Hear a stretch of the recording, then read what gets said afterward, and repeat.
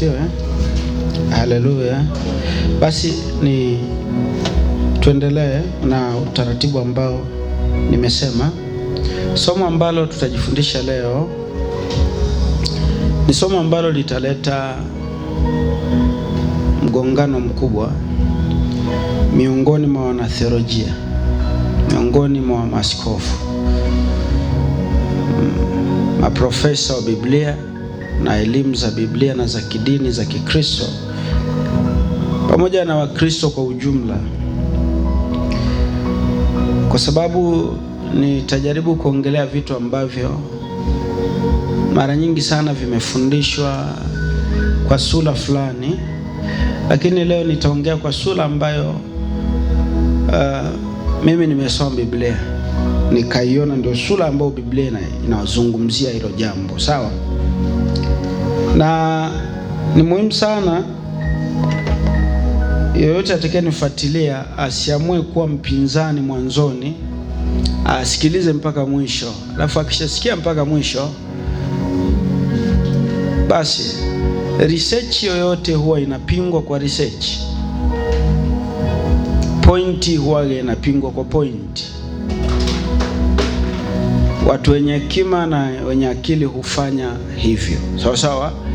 Hata wana wa Beroya waliposikia mafundisho ya Paulo ambayo kiukweli alikuwa yana ugeni kwao, wale walikuwa ni wasomi wa zamani hizo, wana falsafa wakubwa, watu wa utafiti na hekima wa nyakati hizo. Katika mazingira yale hawakuamwaga kubisha tu kwamba Bwana ni uongo. Biblia inasema waliamua kuingia kwenye uchunguzi, wakachunguza maandiko. Sasa ukisoma vizuri ule uchunguzi unaweza ukadhania labda ni jambo rahisi. Biblia inaposema wakachunguza maandiko, it is not an overnight process. Sio kitu cha kufanya kwa usiku mmoja. Yawezekana walikata miezi 6 au mwaka. Wana wa Beroya wanatafuta ukweli. Huyu msomi wa Kiebrania anaongea nini?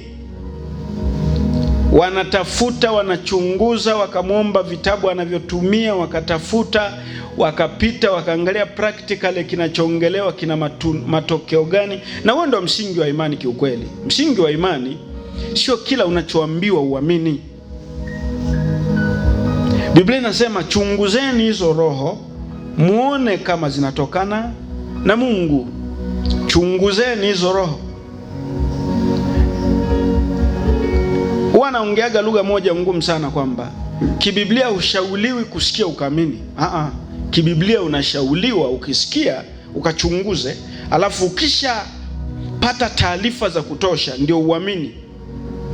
Kwa sababu tuna Wakristo ambao kila wanachosikia ndicho wanaamini. Mchungaji kasema, askofu kasema, huyu ana degree 3 za theolojia 4 au 5 kasema. Si sawa kibiblia. Kibiblia ni kwamba chunguzeni hizo roho muone kama zinatokana na Mungu.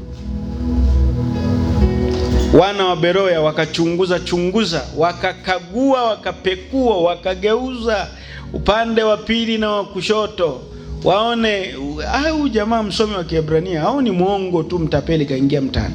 Kwa hiyo na mimi katika kuchunguza na kusoma maandiko nimegundua kwamba kuna mambo ambayo nitayaongea kwa jinsi ninavyoelewa. Walivyoongea wao, mimi sisemi ni uongo. Hapana, wale sio kazi yangu. Sio kazi yangu ya kuanzisha midahalo au debate, lakini ni kazi yangu kusema kile ambacho naamini mimi ni kweli, kwa kujiridhisha baada ya kuchunguza maandiko na kutafuta sana. Bwana Yesu asifiwe. Kwa hiyo nao nifuatilie, kwa sababu kuna swali moja ambalo limekuwa linapita mtandaoni, linapita kwenye makanisa na linapita kwenye akili za watu. Yesu ni nani? Yesu ni nani? Yesu ni nani? Na hili swali sio hapo tu linaishia.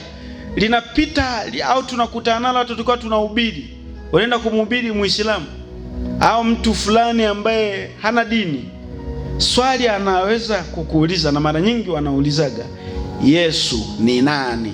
Ni swali ambalo limekuwa linaulizwa sana, Yesu ni nani? Na majibu yamekuwa kwa namna ambayo wao wanaamini ni sawa, na mimi sitawapinga, lakini nitaongea vile ambavyo mimi najua. Kwa hiyo ukweli huu ambao nitauongea, najua utaleta vurugu tafulani, watu kupishana, watu kushindwa kunielewa. Hamna shida, lakini ukinifuatilia mpaka mwisho, kaa na wewe, fikiria na wewe, kachunguze, alafu nawe toa data zako. Yesu ni nani? Sawa, Yesu ni nani? Yaani hili swali, ukienda mfano kwa watu wanaohubiri Injili, wakienda kwenye makongamano kwa ajili ya kuhubiri Injili, au kwenye mikutano kwa ajili ya kuhubiri Injili, wakipita door to door, zile Injili za kutembelea nyumba kwa nyumba, ni swali ambalo lazima mtaulizwa tu, Yesu ni nani? Mwamini Yesu. Yesu ni nani? Sawa? Bwana Yesu asifiwe sana. Okay. Wengi wa hawa ambao nimewataja huwa wana majibu yao ambayo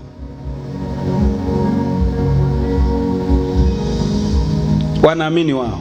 Kwa mfano, wengi wakiulizwa Yesu ni nani, huwa wanajibu, wanasema Yesu ni Mungu. Sawa? Yesu ni Mungu. Swali likiongezeka, wakauliza, kwa mfano, wanaulizaga sana Waislamu, Mungu anakufaje? Wanaulizaga, Mungu, yani inakuwaje Mungu afe? Hao wanaongeza, inakuwaje Mungu azaliwe? Sawa? Sasa mimi siwaambii wanajibuje, wao wanatengenezaje majibu yao wakikutana na hilo swali. Sina namna nitaelezea, lakini nyinyi wenyewe inawezekana mmeshasikia. Lakini niwaambie ukweli, mara nyingi majibu wanayoyatoa yanakuwa ni uongo, kwa sababu hata jibu lao si kwamba ni uongo, lakini jibu lao ni kilema. Sawa? Twendeni taratibu, utaelewa tu kwa nini nasema majibu yao ni kilema. Kama jibu lako sio kilema, hakuna swali ukimaliza kuzungumza stori yako, hakuna swali utaulizwa usiweze kujibu, halipo. Sasa utakuta wanaanza kujing'ata, mala alikufa tu kwa sababu atuokoe, mala ni Mungu lakini alikuwa amevaa mwili, mala wanajaribu kujibu, lakini hao watu wanarudi, Yesu ni nani? Ni Mungu Bwana, nimesema. Bwana Yesu asifiwe sana. Naomba unisikilize, na wewe usijikute huko kwenye dimbwi la kutokuelewa. Nimeandaa maandiko ya kutosha ambayo ukiandika vizuri na wewe ukaenda kufanya uchunguzi na kuongezea mengine, maana siwezi kuandika yote hapa, utaelewa kwa usahihi Yesu ni nani. Tuko pamoja Bwana Yesu asifiwe sana. Kwa mfano, andiko la kwanza kabisa linalotumika kuchanganya Wakristo na kupoteza tafsiri halisi ya Yesu ni nani? Maana mimi sijatoa majibu Yesu ni nani bado. Sawa? Wala usiseme kwamba nimeshatoa majibu. Mimi sijatoa majibu kabisa. Tunaendelea na safari kwanza. Tutajua mwishoni Yesu ni nani. Mwishoni, baada ya kupitia maandiko na baadhi ya challenge. Andiko la kwanza kabisa ambalo wanazuoni na wasomi wa theolojia na wahubiri wanalitumia isivyo. La kwanza kabisa ni la Yohana 1 mstari wa kwanza na wa pili na wa tatu. Ni andiko la kwanza kabisa ambalo linatumika kwa tafsiri ambayo si sawa. Biblia inasema hapo mwanzo kulikuwako neno,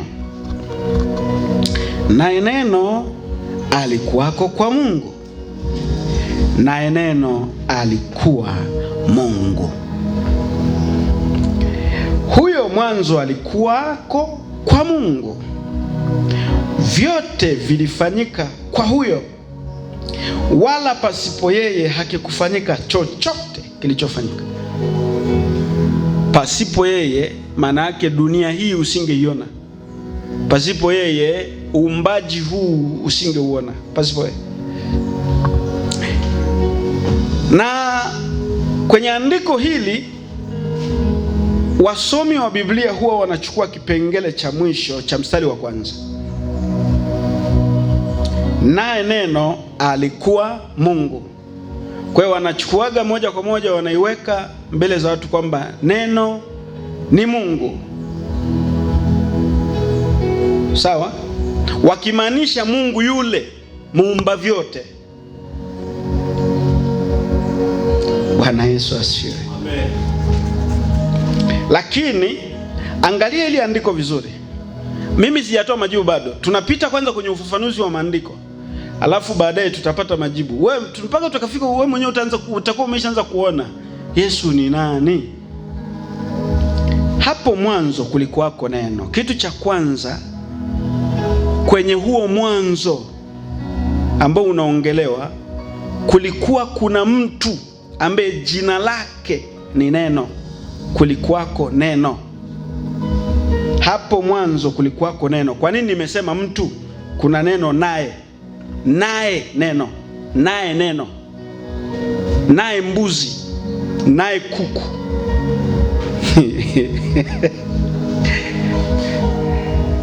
Kuna lugha unapotafsiri Biblia, unaposoma maneno wanavyozitumia sio kimakosa. Mungu aliweka akilini mwao maneno yapi wayatumie kuelezea kitu. Yale maneno yamebeba tafsiri halisi ya kitu Mungu alichokusudia.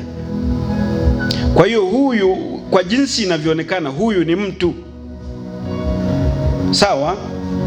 Okay, simaanishi mtu kwamba mwanadamu, no. Na maanisha, kwa wazungu ingesema a personality. A somebody. Kwa wazungu ingetumia lugha, lakini kwetu sisi Waswahili utatumia neno gani? Utatumia neno mtu, sio kitu, unajua tena. Maana Mungu aliumba wanadamu kwa sura na mfano wake, wakaitwa mtu au mwanadamu. Lakini huyu mtu kwa lugha ya Kiswahili ni neno fulani lenye maana ya kufunika kitu. Haitoagi tafsiri halisi wala ufafanuzi wa kutosha. Mtu. Sawa? Hapo mwanzo kulikuwako neno, naye neno alikuwako kwa Mungu. Kuna huyu neno. Yaani unaposoma Biblia usianzie mwisho, anzia huku, alafu nenda hatua kwa hatua. Hapo mwanzo palikuweko neno. Neno ni mtu, tuseme mtu, neno. Na huyo neno alikuwako kwa Mungu. Kitu cha pili, Mungu. Yaani kuna kwa Mungu. Twendeni taratibu. Ndio maana nimwambia watu wanasomaga, wanazuoni na wanatheolojia, wanabeba kipengele wanaleta.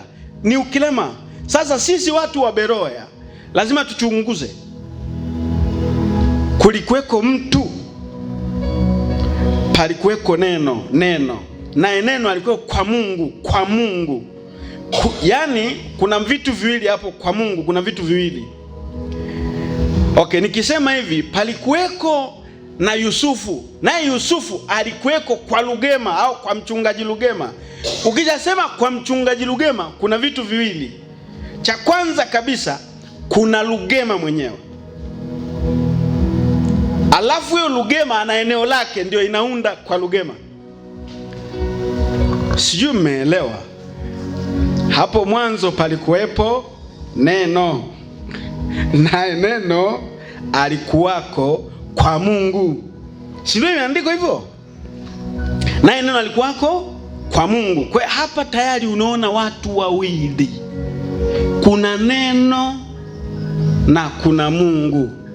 Sasa anavyoendelea kueleza anasema naye neno alikuwa Mungu. Akili mkichwa haimaanishi Mungu ni wawili, lakini kuna Mungu na kuna neno, naye neno ni Mungu. Ndio lugha inavyosema, iko wazi kabisa. Jamani, si tuko sawa? Wewe soma hilo andiko, hapo mwanzo kulikuwako neno, neno yupo neno, naye neno alikuwako kwa Mungu, kwa Mungu. Naye neno ni Mungu. Sawa? Kwa hiyo tumemaliza andiko la kwanza ambalo watu wanaitumia kusema neno ni Mungu, neno ni Mungu, neno ni Mungu, ambayo inafanya wanaosikia wanajua huyu Mungu ndio yule muumba vyote. Sawa? Ndio watu wanaelewa hivyo kwamba Yesu, kwa kuwa neno anamaanishaga nani? Yesu. Tuko pamoja? Kwa sababu neno si ndio alifanyika mwili. Si tuendelee kusoma. Labda tulitafute hilo andiko, nenda kwenye Biblia yako. Kitabu cha Yohana sura ya kwanza, ili tupate hayo maneno anayoyazungumza kwa usahihi. Biblia inasema hapo mwanzo kulikuwako neno, naye neno alikuwa kwa Mungu, naye neno alikuwa Mungu. Huyo mwanzo alikuwako kwa Mungu. Imerudiwa tena, alikuwako kwa Mungu. Jamani, hii lugha iko wazi kabisa. Kuna Mungu ambaye ana eneo lake, na kuna Mungu ambaye ni neno, yuko kwenye eneo la Mungu. Mstari wa 3, vyote vilifanyika kwa huyo, wala pasipo yeye hakikufanyika chochote kilichofanyika. Ndani yake ndimo ulikuwamo uzima, nao ule uzima ulikuwa nuru ya watu, nayo nuru yang'aa gizani, wala giza halikuiweza. Palitokea mtu ametumwa na Mungu, jina lake Yohana. Huyo alikuja kwa ushuhuda, ili aishuhudie ile nuru, wote wapate kuamini kwa yeye. Huyo hakuwa ile nuru, bali alikuja ili aishuhudie ile nuru. Kulikuwa na nuru halisi, amtiaye nuru kila mtu akija katika ulimwengu. Alikuwako ulimwenguni, hata kwa yeye ulimwengu ulipata kuwako, wala ulimwengu haukumtambua. Alikuja kwake, wala walio wake hawakumpokea. Bali wote waliompokea aliwapa uwezo wa kufanyika watoto wa Mungu, ndio wale waliamini jina lake, waliozaliwa si kwa damu, wala si kwa mapenzi ya mwili, wala si kwa mapenzi ya mtu, bali kwa Mungu. Na neno alifanyika mwili. Kwa hiyo huyu ni Yesu. Sawa? Huyu neno ni Yesu. Tumepata uhakika, tunaenda mbele. Kama huyu neno ni Yesu, alikuwako kwa Mungu, alikuwako kwa Mungu, lakini na yeye ni nani? Ni Mungu. Ndio Biblia inavyosema. Bwana Yesu asifiwe sana.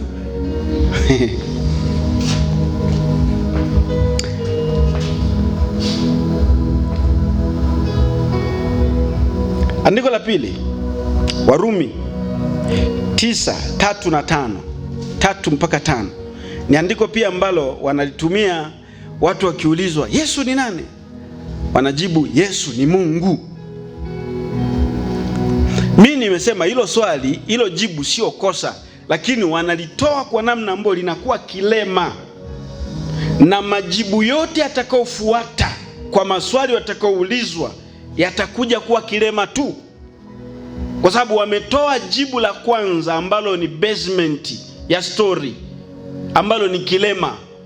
Kwa hiyo baadaye maswali yatakavyokulemea, utaongea majibu kilema pia, mwisho wake utadanganya.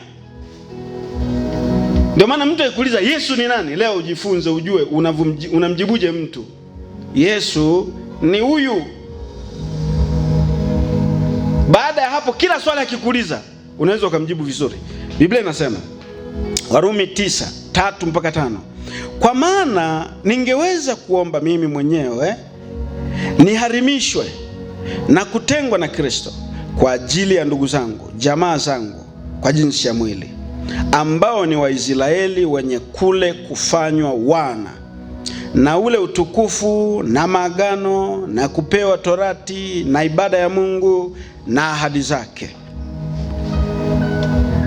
ambao mababu ni wao, na katika hao alitoka Kristo kwa jinsi ya mwili. Kwa jinsi ya mwili ndiye aliye juu ya mambo yote, Mungu mwenye kuhimidiwa milele. Mungu mwenye kuhimidiwa milele. Kwa hii wanaichukuaga, wanaiweka hivyo hivyo. Biblia imesema Yesu ndiye mmiliki wa vyote, Mungu. Kwa hiyo Yesu ni Mungu, wakimaanisha Yesu ni Mungu, Mungu yule muumba vyote.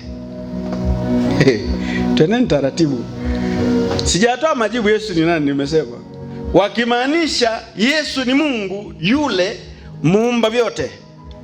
Yesu ni Mungu yule muumba vyote, wakimaanisha hivyo. Kwa anatumiaga ile andiko wakati Paulo anajaribu kuwaelezea Warumi kwamba jamani, hawa Waisraeli mnaowaona hawa ndugu zetu ni mababu kwenye mambo ya imani yetu, hawa ni chanzo. Kwa wao alitokea Kristo, na alivyotokea Kristo, huyu yeye ni mmiliki wa vyote milele, Mungu.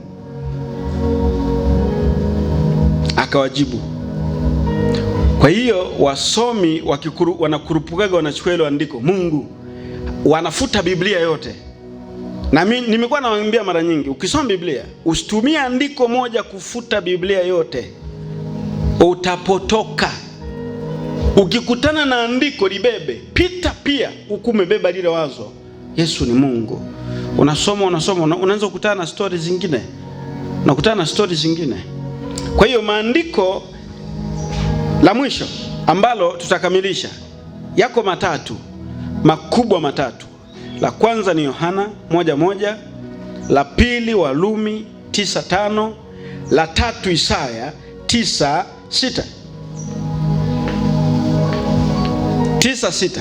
Haya maandiko ndio yametumika kufuta Biblia nzima, kufuta Biblia nzima yote.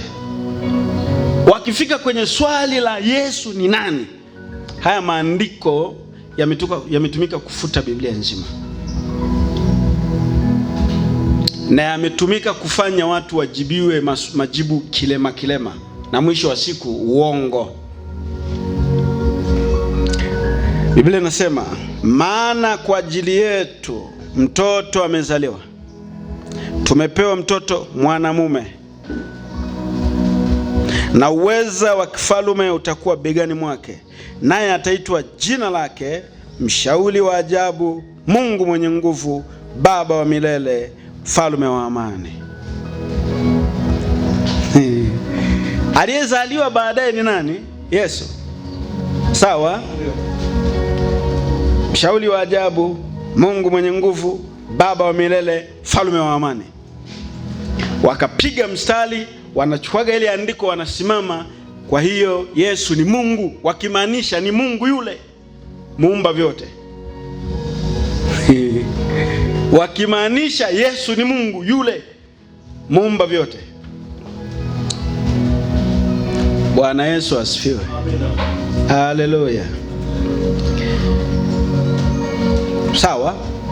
Sasa mimi nimesema sigombani na majibu yao, wala siwaiti wao waongo, lakini nataka twende tukasome mistari mingine, halafu tujiulize tena kwa mara nyingine, Yesu ni nani? Tujiulize kwa mara nyingine, Yesu ni nani? Andiko la kwanza Yohana 3, hiyo hiyo 16 mpaka 17. Yohana 3:16 mpaka 17, hiyo hiyo tusome.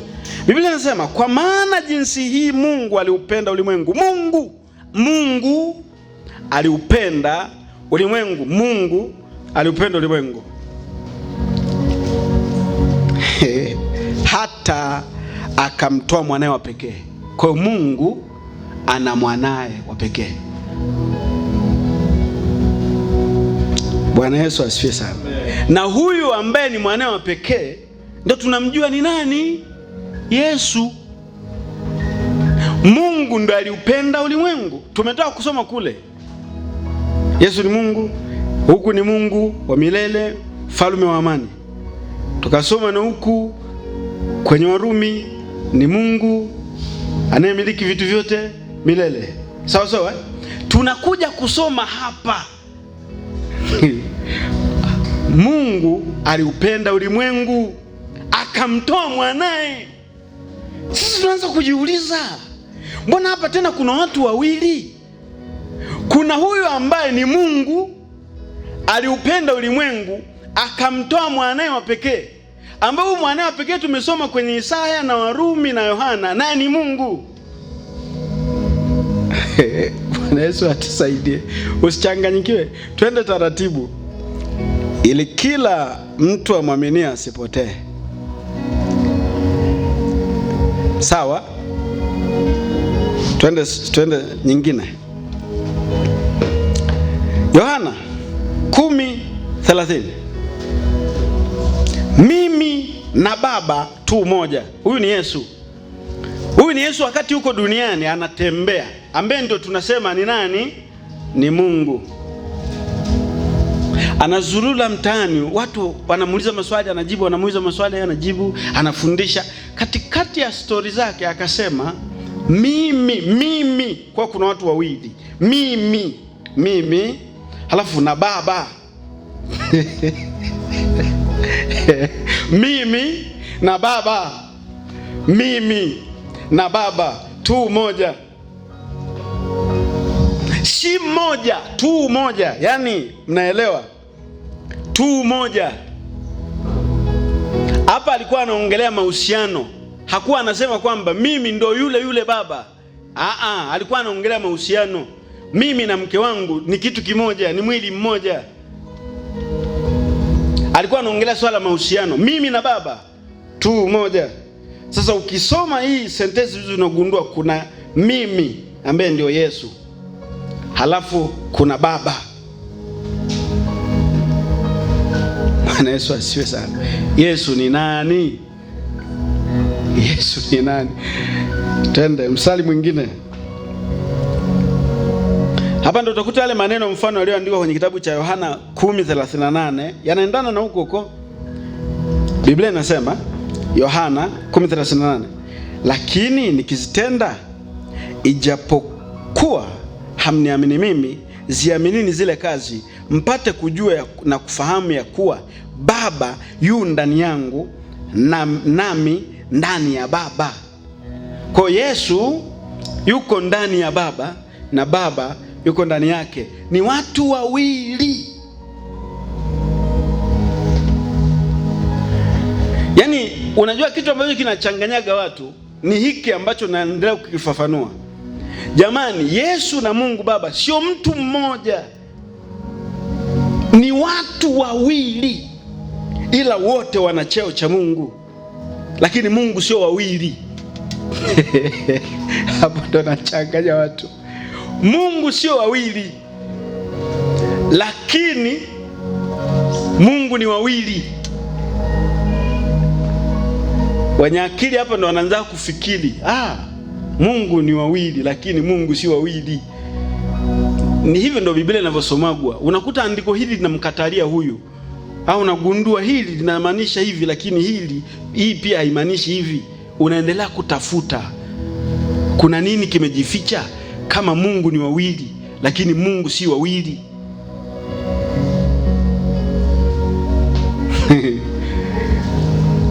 Narudia, unaendelea kujiuliza Mungu ni mmoja. Kwani si Biblia imesema? Sio mimi nasema, Biblia imesema Mungu ni huya. Hamjakutana hilo andiko? Mungu ni mmoja, muumba vyote hata milele, ni mmoja. Lakini umesoma hapa kwenye Biblia, umesoma ile Yohana ya 1 mstari wa kwanza, unagundua pale kuna Mungu wawili. Lakini Biblia imeshasema Mungu ni mmoja, sio wawili. Kwa hiyo hapo kuna case study, kuna jambo la kulifuatilia ili upate lugha sahihi. Bwana Yesu asiwe sana. Luka 5:18, Roho wa Bwana Mungu yu juu yangu. Huyu ni Yesu anaongelea kuna roho ambaye ni wa Bwana, sio wa kwangu.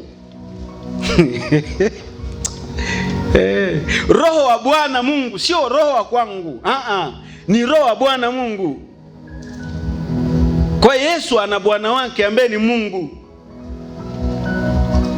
na yule roho yuko juu yake, kwa maana amenitia mafuta. Yani Mungu kamtia mafuta Yesu. Sasa kuna watu wanasemaga, Yesu alikuwa ni mwili ndio Yesu. Wanaanza kudanganyaga, mwili ndio Yesu, alafu roho ni Mungu, sasa ndo alikuwa ndani yake. Tutasoma maandiko vizuri tukukamate mahali. Tutakukamata mahali.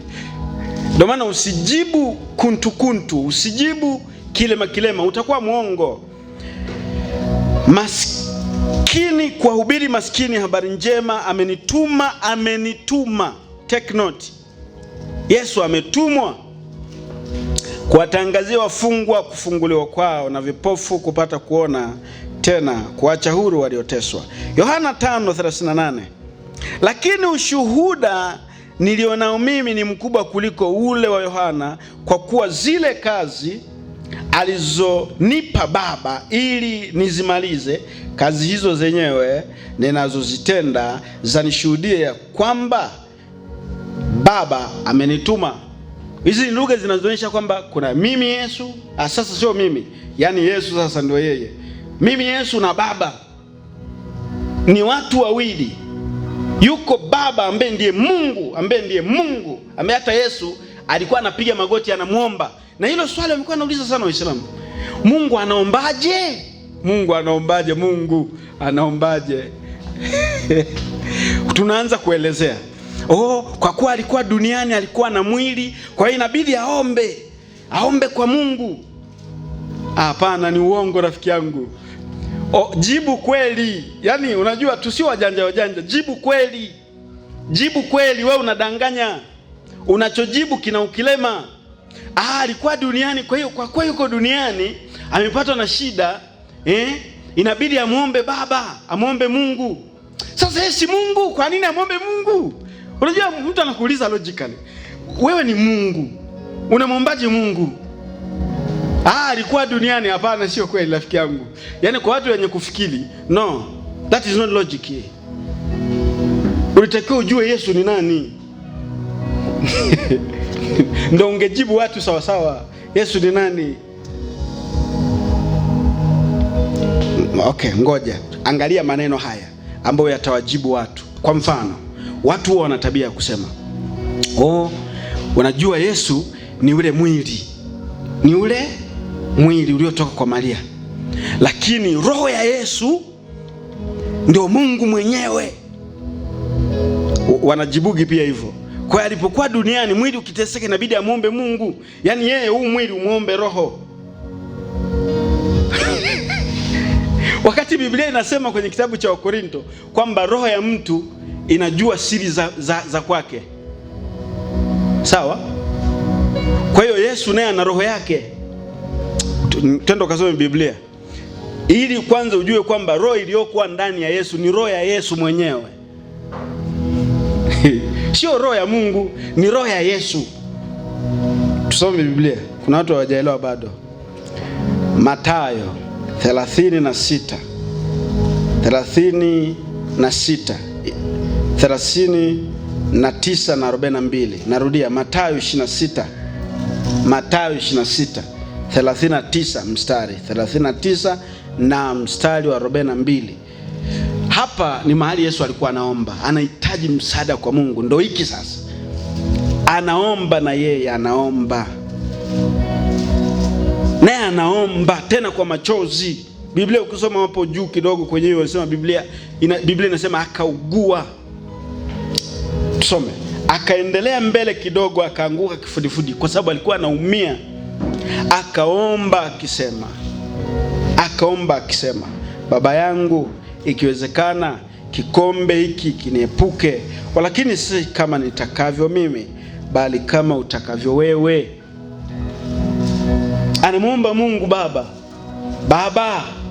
na kuomba ikiwezekana huu msalaba wa mimi kufa niepushie, lakini si kama nitakavyo mimi. ila ni kama utakavyo wewe. Angalia akiwa msalabani, Mathayo 27:46 na mstari wa 50. Akiwa msalabani hapo, Yesu akiwa msalabani.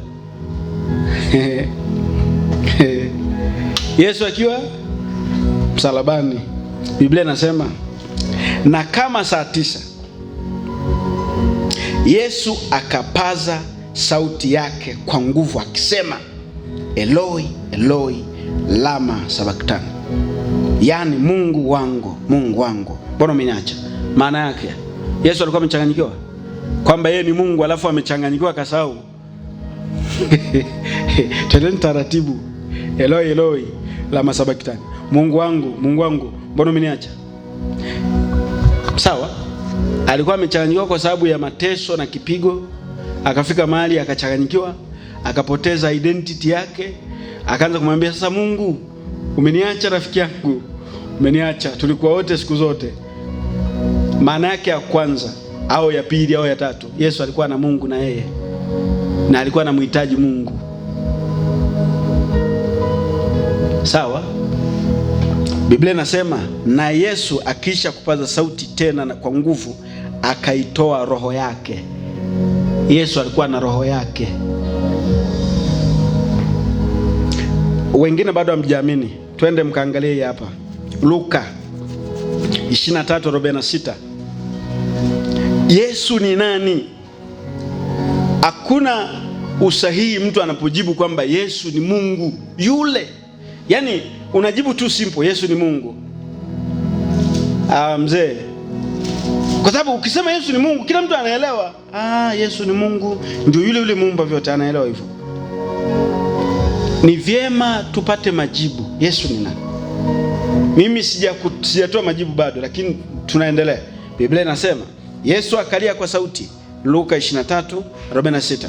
Yesu akalia kwa sauti akasema, Baba, mikononi mwako naiweka roho yangu. Biblia inasema kisha akakata roho.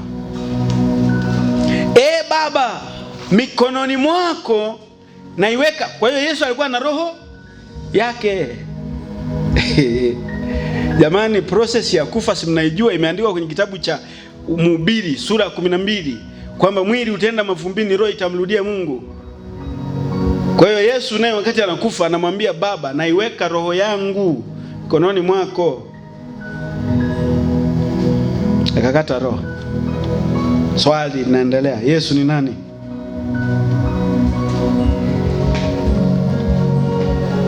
Kitabu cha Waebrania, tunaendelea. Maneno ya mitume, waangalie na wenyewe walikuwa wanaongea nini kwa sehemu. Asijagusia vyote lakini kwa sehemu. Waebrania 3:1-3. Biblia inasema, kwa hiyo ndugu watakatifu wenye kushiriki mwito wa mbinguni, mtafakarini sana. Mtume ni mtu anayetumwa, anaenda mahali kupeleka ujumbe, ndio maana ya mtume, the one who sent. Mtume. Kwa Yesu alitumwa, tumeshaangalia hiyo. Na kuhani mkuu wa maungamo yetu, Yesu aliyekuwa mwaminifu kwake yeye aliyemweka, kama Musa naye alivyokuwa katika nyumba yote ya Mungu. Mnaona haya maandiko? Kwa Yesu naye anaye aliyemweka. Haya maandiko ina maana ni uongo, ni kweli? Tuko pamoja? Ni uongo kwamba Yesu yuko aliyemweka. Yuko aliyemweka, na Biblia inaendelea kusema mstari wa 2, yes, 3 sasa, kwa maana huyo amehesabiwa kuwa amestahili utukufu zaidi kuliko Musa, kama vile yeye aitengenezaye nyumba alivyo na heshima zaidi ya hiyo nyumba. Kwa hiyo Musa alitumwa, Yesu naye alitumwa. Yesu ni nani? Mimi naonyesha maandiko, tusio tunajibujibu tu. Kutana na Muislamu ungekuwa na pointi za kutosha za kumkamata, unaendelea kumng'ang'aniza tu, ni Mungu, ni Mungu. Sasa Mungu anaombaje? Sasa Mungu anakufaje? Alikufa ili atuokoe. Sawa, lakini mbona alisema Eloi Eloi lama sabakthani, Mungu wangu umeniacha? Ina maana yani Mungu anamwomba Mungu umeniacha. Hao Biblia yenu iliandikwa na watu waliochanganyikiwa. Yesu ni nani? Ufunuo. Tutapata tu majibu leo. Ufunuo sura ya 1 mstari wa 1 na wa 2. Biblia inasema Ufunuo Ufunuo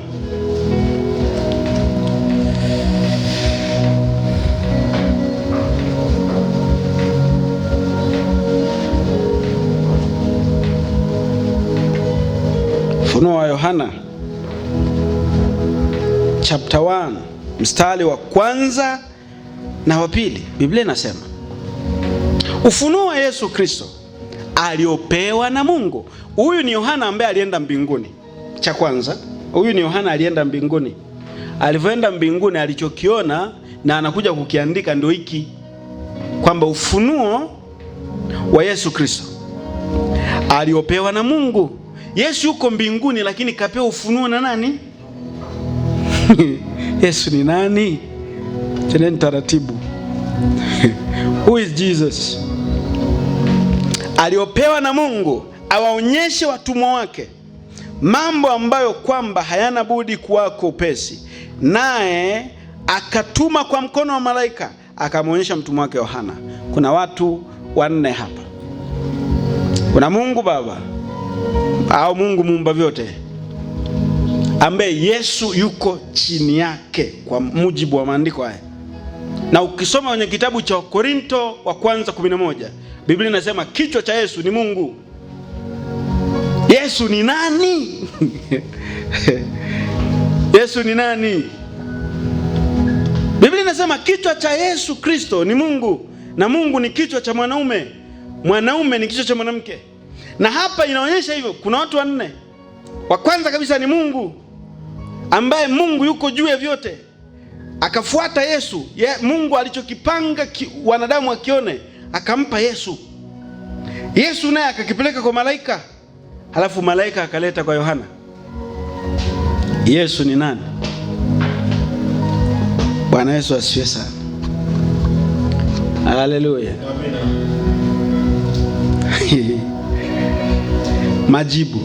Majibu sasa ambayo yako kwenye maandiko kabisa. Sawa? Tumesoma kwenye Yohana. Haya ndio majibu ya kweli. Mtu akikuuliza mjibu hivyo tu. Mjibu hivyo. Na ili msigombane mjibu, yani narudia mjibu hivyo. Swali la kwa Yesu ni nani? Jibu la kwanza, Yesu ni mwana wa Mungu.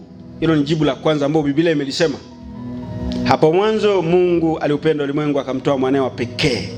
Kwa jibu la kwanza, Yesu ni mwana wa Mungu. Kwa unamspecify mtu kabisa kwamba Bwana Yesu ni mwana wa Mungu. Kuna Mungu na kuna Yesu. Mungu alizaa. Swali linafuata, wanaulizaga hiyo. Mungu alizaa? Kama Yesu ni mwana wa Mungu, Mungu alizaa? Sasa huyo naye ujue ni hayo ni majibu madogo tu. Sawa hayo ni majibu madogo tu. Biblia inachoeleza, unamuonyesha maandiko. Biblia inachoeleza kwamba sisi pia ni wana wa Mungu. Yako maandiko mengi. Wewe kasome Biblia tu utayakuta. Mtu akisha kuuliza ndio unamuuliza, unaambia Biblia inasema pia sisi ni wana wa Mungu tukimwamini Yesu. Sasa na sisi tumezaliwa na Mungu. Unamuuliza swali. Kwa sababu kwenye upande wa neno baba, kwenye tafsiri baba manake ni chanzo. Sijui mnaelewa Baba ni chanzo. Kwa sisi wanadamu ndo tunahitaji kupeleka mbegu kwa mama. Sawa? Lakini kwa Mungu yeye ni chanzo ambaye alivifanya vyote. Alivifanya vyote. Yeye ni baba wa vyote. Sawa maana yake ni asili, ni chanzo cha vyote. Ndio maana neno baba. Bwana Yesu asifiwe. Sawa Kwa jibu la kwanza kabisa, Yesu ni mwana wa Mungu. lakini unamwambia haijatosha. Jibu la pili,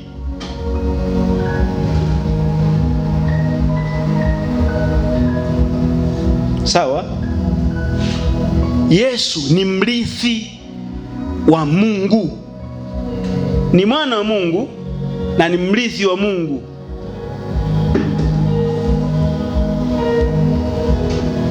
Ukisoma kwenye Biblia utaikuta. Bwana Yesu asifiwe sana. Haleluya. Kwenye Biblia ipo. Kwenye Yohana tumeangalia kwenye Waebrania sura ya kwanza. Kwenye Waebrania sura ya kwanza tumeangalia kwamba Yesu ni mrithi wa Mungu. Sawa, ambaye ni mrithi wa vyote. Na hapa ndo kuna kuja lile andiko. Ngoja tusome ili tukafafanua lile andiko la Yohana. Natamani watu waelewe. Unakuwa mjuzi wa maandiko, unaelewa maandiko. Kitabu cha Waebrania sura ya kwanza mstari wa kwanza na wa pili. Mungu ambaye alisema zamani na baba zetu katika manabii kwa sehemu nyingi na kwa njia nyingi, mwisho wa siku hizi amesema na sisi katika mwana aliyemweka kuwa mrithi wa yote. Tena kwa yeye aliufanya ulimwengu. Unaenda kule, pasipo yeye, kwenye Yohana, pasipo yeye vyote havikufanyika, wala pasipo yeye kisingefanyika chochote. Sawa, Okay, sasa hapa ndo kuna kanuni ya majibu sahihi. Jamani, ukisoma hii sentensi utapata majibu haya. Yesu, tumesoma kule kwenye Yohana, Yesu ni neno. Kwa kitu cha kwanza unatakiwa ukijue. Sawa?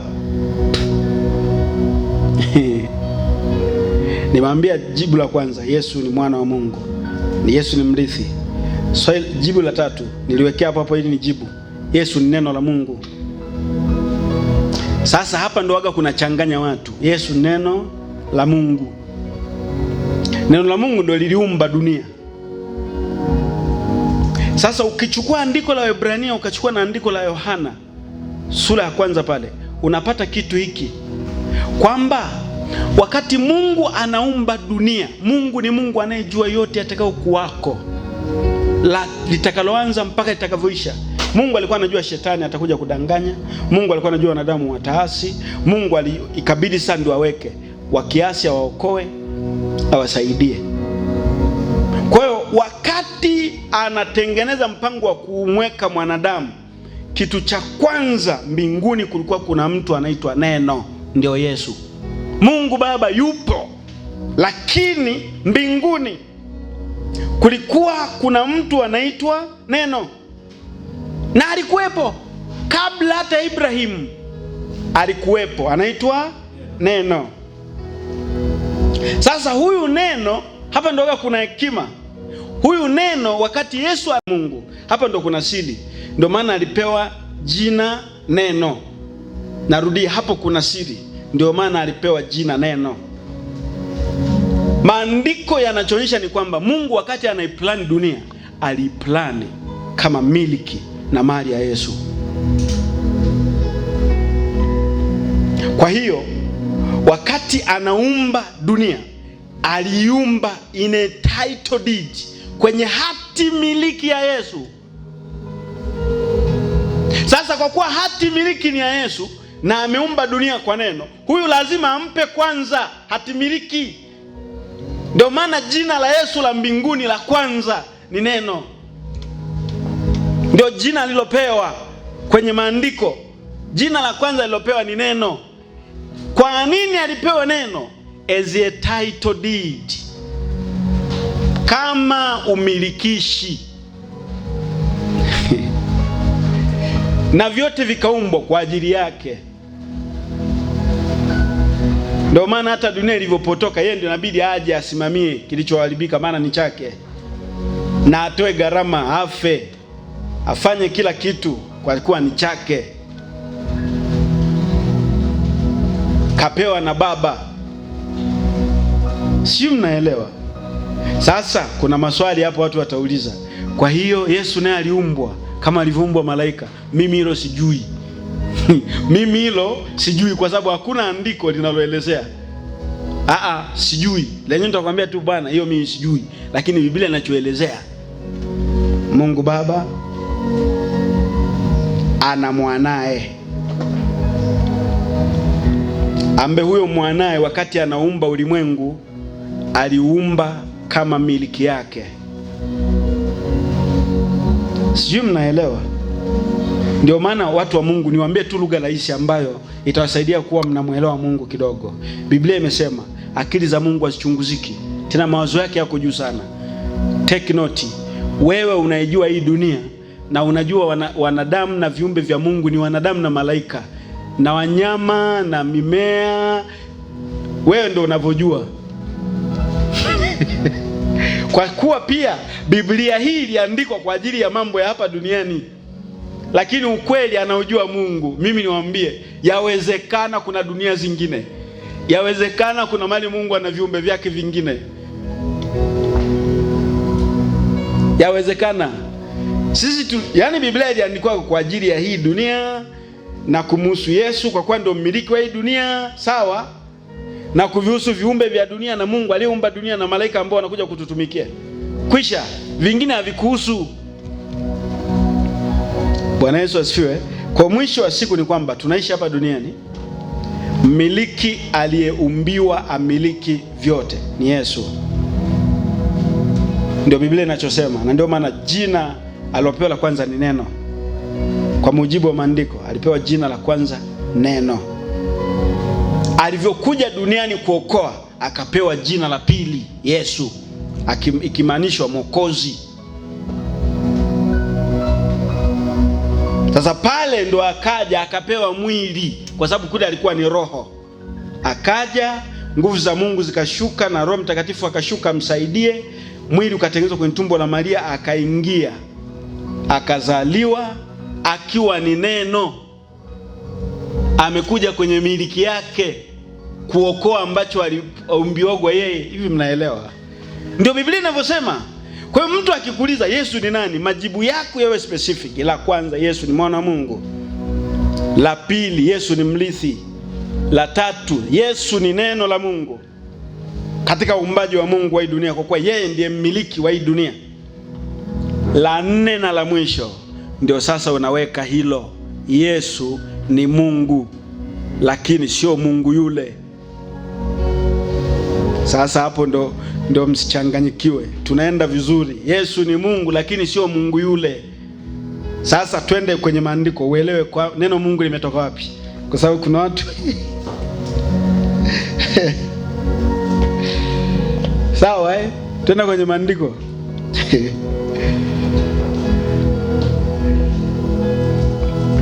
ili uelewe, kwa sababu hivi vitu bila kuangalia maandiko. Kitabu cha Kutoka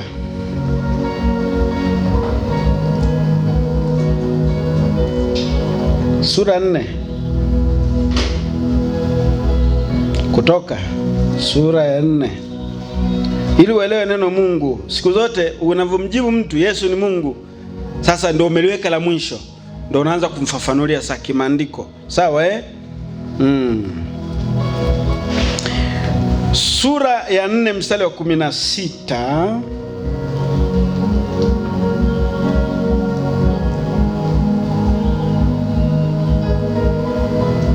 Mstari wa 10, sura 4 mstari wa 16. Biblia inasema, naye atakuwa msemaji wako. Naye atakuwa, yani Haruni atakuwa msemaji wa Musa kwa watu. Hata yeye atakuwa mfano wa kinywa chako, yani nabii. Nawe utakuwa mfano wa Mungu kwake. Wanaosoma maandiko vizuri wanagundua kwamba Musa alikuwa ni Mungu wa Haruni. Ndio Biblia inavyosema hapa. Yaani Mungu alimfanya Musa kuwa Mungu wa Haruni, kiasi ambacho neno analoliongea Musa hutaki kuuliza, ni Mungu kasema.